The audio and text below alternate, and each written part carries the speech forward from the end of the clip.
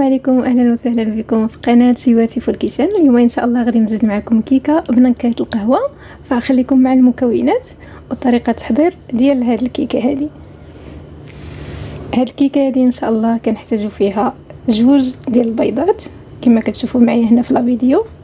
غادي نحتاج هنايا نص كاس ديال سنيده، وغادي نحتاج هنايا نص كاس ديال قهوه سريعه الذوبان، وغادي نحتاج هنايا نص كاس ديال الزيت نباتيه وجوج كيسان ديال الفرص، وغادي نحتاج هنا ساشي وحده ديال الفاني وساشي ديال خميره يعني خماره، وعندي هنايا جوج ساشي ديال بودره الكاكاو. فغادي نبداو على بركه الله. بسم الله. نبداو بالبيض بسم الله. وهنا البيض ضروري تهرسوا كل وحده بوحدها، لانه تقدر تكون شي وحده خاسره وتصدق مخسره كل شيء. بسم الله. غنزيد نص كاس ديال سنيده،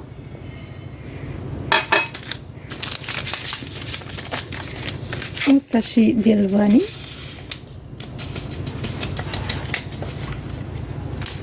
ونص كاس ديال الزيت، وكتخلطوا كلشي غير بالخلاط اليدوي يعني بلا ما ديروا الباتور.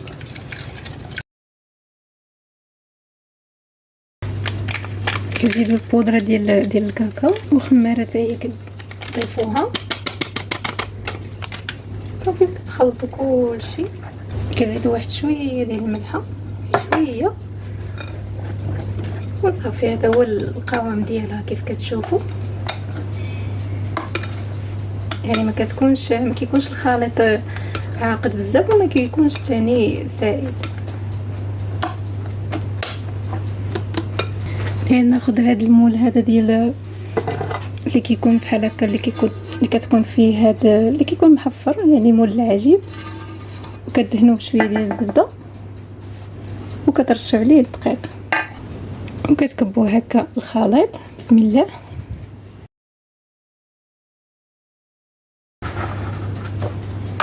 وصافي هنا غادي نديرها في الفران درجه الحراره 180، وكتعلو عليها غير لتحت حتى كتطلع صافي. كتطفيو لتحت وكتشعلو عليها الفوق.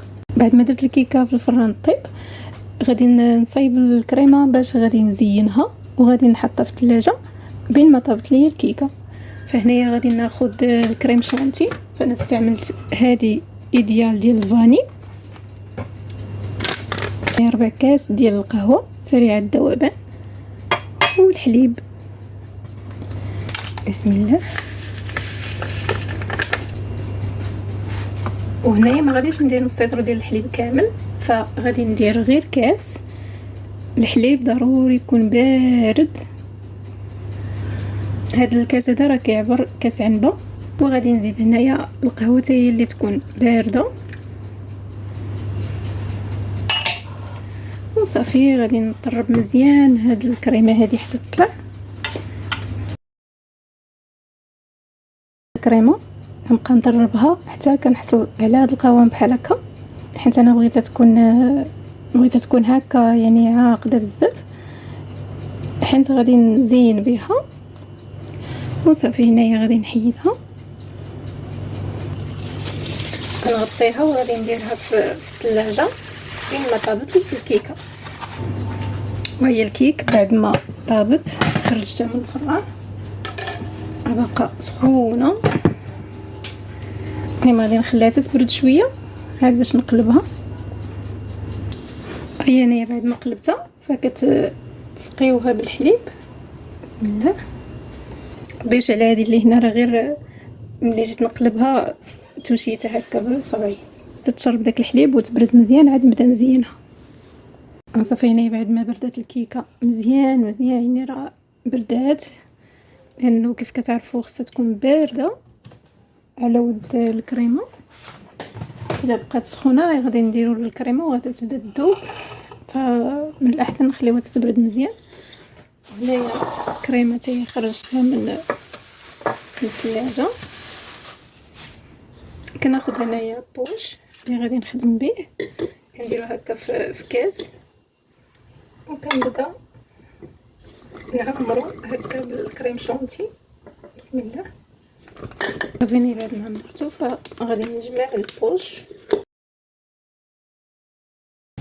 وغادي نبدا نزين هكا على هاد الطريقه. بسم الله.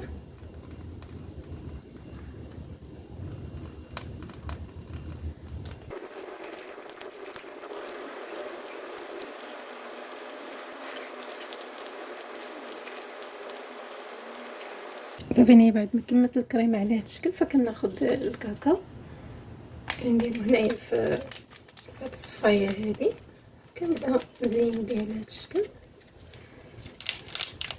وكناخد هاد الحبيبات هادو ديال الشوكولاط هما باش غادي نزين هكا من الفوق.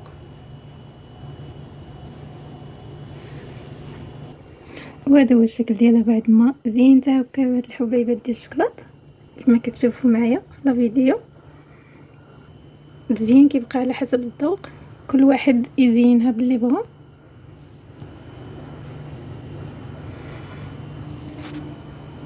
وهذه هي الكيكه ديالنا ديال اليوم.